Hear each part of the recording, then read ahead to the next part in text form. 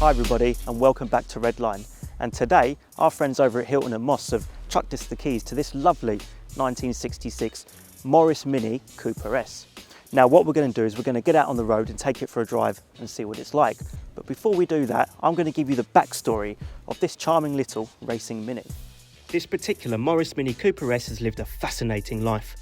Originally registered in June 1966 as a UK home market vehicle, it was bought by a Spanish citizen named Francisco Navarro, who at the time was living between the UK and Europe. Upon his full-time return to Spain, he had the Mini exported, where it was then raced on a regular basis. Mr. Navarro was an experienced racer, and he competed in the Cooper S at circuits such as Jarama, Montjuic Park and Monaco. Records of this very car competing can even be found in the Automobile Club De Monaco archives.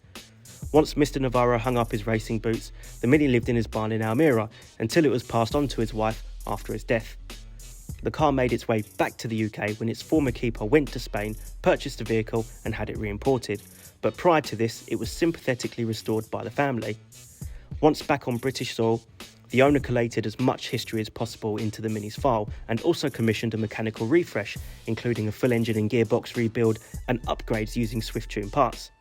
The motor was bored out to 1300cc and there's a dyno print showing an output of 77.8 brake horsepower.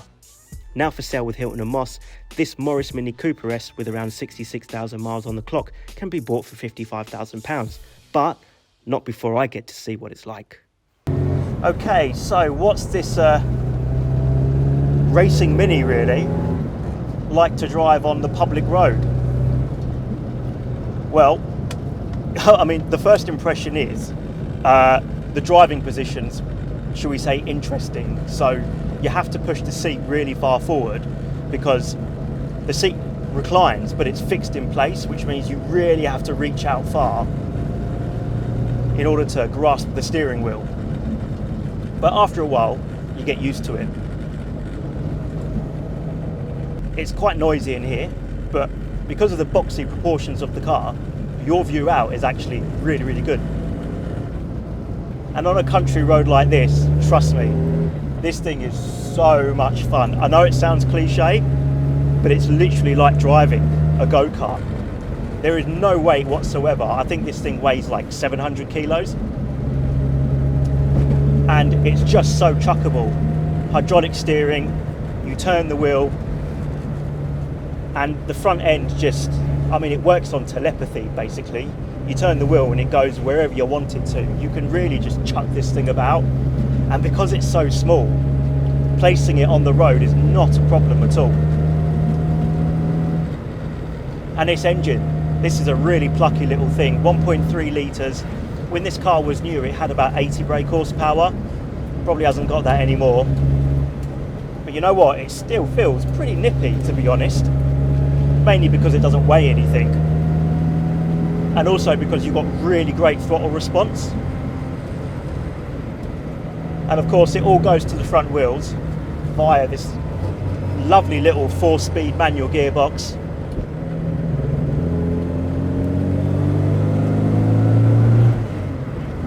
Yeah, huge amount of fun. Honestly, I didn't realise I'd have this much fun on it. Little rev match on the down change.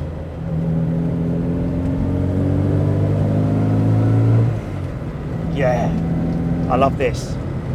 One thing that I find quite interesting, obviously this is an old car, so immediately you want to treat it with a bit of mechanical sympathy. But this is actually a really robust little car.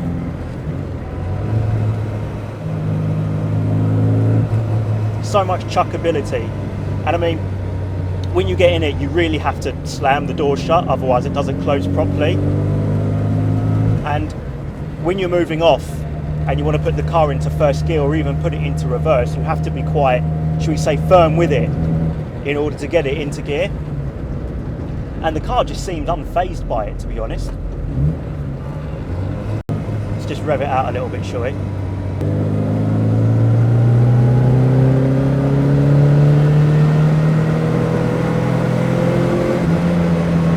Oh yeah, second gear's quite long. And of course, because it's a... Actually, no, that was third. Don't even know what gear I'm in. I'm having too much fun to care, I think. But no, second is quite long in this car. And of course, because it's a little naturally aspirated engine, all the revs are at the top, all the power's at the top of the rev range. Another thing I've noticed as well is that the suspension's really, really supple. And also the brake pedal, well, that's a little bit on the firm side. It requires a good press to get it stopped. But, I mean, look, this car is coming up for 50 years old now. I dare say this thing, from a driving point of view, has aged really, really well. Oh yeah, I like this a lot. Steering sometimes feels a little bit vague off centre, but that's your normal sort of classic car vibe, really. But once you get some lock on the wheel, it's really accurate. Fourth to third is a nice little gear change, actually. Honestly, this thing just has so much character.